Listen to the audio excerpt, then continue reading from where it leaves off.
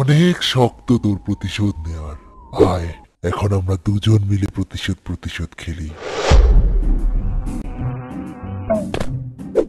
এ মতখোর, তোর এই কানা ভাগিনা নিয়ে এখন কি করবো? হ্যাঁ, ঠিকই বলেছ।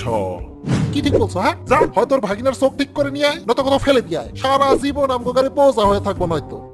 ওফ বাপ মা তো মসে তোর জ্বালা আমার শেষ হচ্ছে না। ওই যে দেখ হসপিটাল, যা গিয়ে নিজের চোখ ঠিক করে নিয়ে যা। আমি গেলাম। আর ফেসন ফেসন কিন্তু আসবি না, সাবধান। ইস,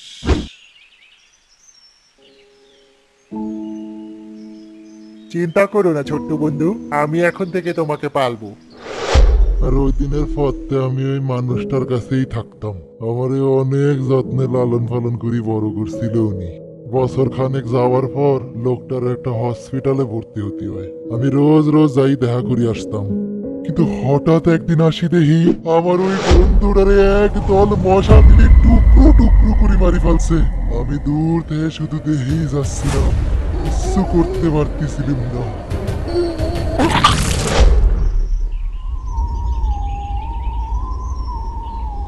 আমি তোমার মৃত্যুর বদলা নিয়েই ছাড়বো বন্ধু, আমি তোমার মৃত্যুর বদলা নিয়েই ছাড়বো।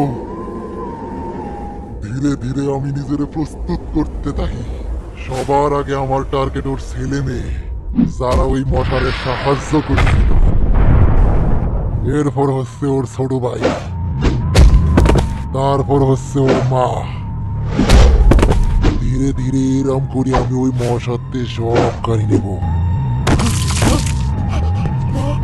অনেক শক্ত দূর প্রতিশোধ নেওয়ার। আয়, এখন আমরা দুজন মিলে প্রতিশোধ খেলি। আমি তোকে জানে মেরে ফেলবো মধু চোষার বাচ্চা। তার আগে একবার নিজের বউর একটু দেখলাম। আমার বউ, আমাকে বাঁচাও প্লিজ। আমার বডিতে যদি একটা আঁচড় লাগে, ওইদিকে তোর বউয়ের শরীর থেকে তার মাথা আলাদা হয়ে যাবে। দয়া করে আমার বউটারে ছেড়ে দে।